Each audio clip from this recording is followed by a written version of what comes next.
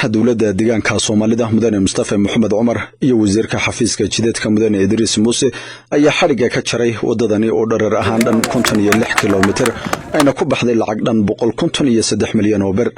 wadadani oo ay dhistay shirkadda Al-Afi General Construction kharashkeedana laga bixiyay khasnada xafiiska jidadka ayuu horaan u dhagax dhigay madaxweynaha dawladda deegaanka Soomaalida mudane Mustafa Maxamed Umar. booqashada maanta aan meeshan ku nimid jeedireed waxay ahayd laba mid wuxuu ahaa inaan soo eegno xaaladda nololeed shacabka talabaadna inaan mashruuca dhamaaday 56 kilomitir ee isku xidhay qabri bayax iyo Buladari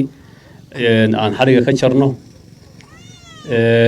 qaybta hore ee xarig jarka hadda tan aan u joogno maasabadan weeye qaybta iswaraysiga iyo baahiyaha shacabka maxaa hagaagay maxaa dhimanna waxaan rabnaa inaan iyadana shacabka ka dhageysano waxaan aad iyo aad u bogaadinayaa xafiiska oo inkastoo jiitan hore uu jiray mashruuca intii mudane Idris uu yimid iska xilsaaray in jidkan oo faa'iido ballaaran dhanka wax soo saarka iyo isu socodka shacabkaba u leh in uu maaragtay xooga saaro maantana uu yahay jid la mari karo oo dadka isku xiraya aad iyo aad baan ugu mahadnaqayaa isaga iyo intii kale qayb qaadatay xafiiska iyo intii kale gacan ku siisay marka laga eego dhanka mashruuc ahaan mashruucan uu dhamaystirmay jeedadu waxay ahayd in jid 56 kilomitir oo qaatay ilaa iyo 150 milyan lacag ka badan ila dhisay marka mashruucu saas ku dhamaaday laakiin marka laga eego dhanka baahida shacabka iyo adeega waxa la oran karaa wali waa qabiyo sababtoo ah waxa jira togi jarareed oo wali aan bridge-kii la saarin bridge-ka inaan la saarinna wuxuu kala dhan taalayaa waxtarkii wadada sida daraadeed xukuumaddu taana way ka war haysaa waxaana dhawaan aan rajaynaynaa in si degdeg ah bridge-kaas hawshiisii ay u bilaabmi doonto si degdegana ku dhammaan doonto oo ayna qaadan doonin xilli dheer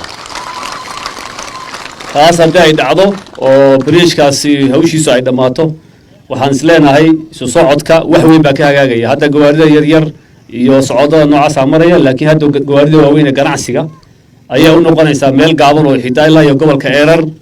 iyo ay ka tagaan iyo Nairobi ayaa u noqonaysaa marka waxaan isleeyahay hawshan oo ku baraarugsannahay aad iyo aad maaragtay waan u soo dhaweynaynaa shacabku sidii maaragtay reereyntii iyo muxuu mahadnaqii u jeediyay ee la xiriira dhanka waxqabadka haday tahay mashruucii biyaha ee la fuliyay waxbarashada iyo jidkaas waxyaalaha kale ee dhimanna shacabkan ka dhageysan doonaa sida ballanqaadiyada horeba looga jawaabay kuwaana waxaan rajaynaynaa iyagana in laga jawaabi doono oo maaragtay waa mas'uuliyadda xukuumadda in shacabka meel walba joogaan ay adeegyada kala duwan ee asaasiga ay gaarsiiso waa laga hadlay taariikhdii Buladari iyo si ay ahaan jirtay xasuuq iyo dil iyo dhibaatayn fara badan dadkii soo maray ee aaga ku noolaa in maanta naruuro iyo isbedel nololeed ay rajeeyaan aad iyo aad ugu faraxsanahay wasiirka xafiiska jidadka mudane Idris Muuse oo dhinaciisa munaasabada xarig jarka ka hadlay ayaa waxa hadaladiisii kamid ahaa mashruuca waxa la yiraahdaa qabri bayax Buladari dhowr qaboon mara taaxoo kala wuxuu ka koobnaa 56 kilomitir wuxuu ahaa laba laayar ama carasaarka laba carasaar buu ahaa miisaaniyadda lagu dhisay waa 153 milyan iyo 711 iyo 7 santin jidkan muddo 3 sano u socday qaabab kala duwan buu soo maray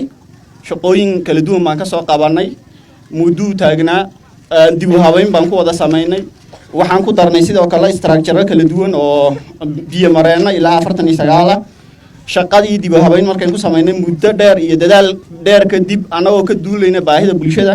alxamdulillah maanta nabad noogu dhamaaday madaxweynuhu wax qabad ayuu nagu ilowsiiyay xasuuqyadii iyo oraahyadii cabsida ahaa ee looga bartay ballanqaadyo door ah oo ay xukuumaddu noo sameysayna waa ay hirgaleen aadna waan uga mahadnaqaynaa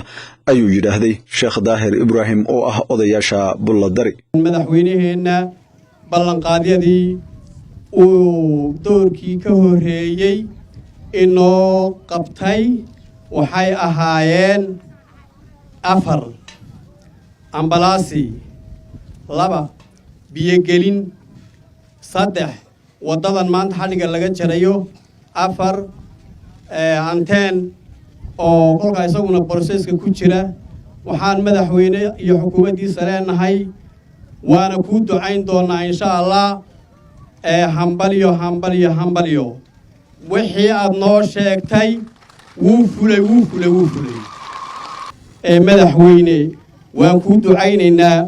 carabku muxuu ahay carab iyo cuyuun iyo ciidba allaha kaa ilaaliyaan ku leenahay allaha ku ilaaliyaan ku leenahay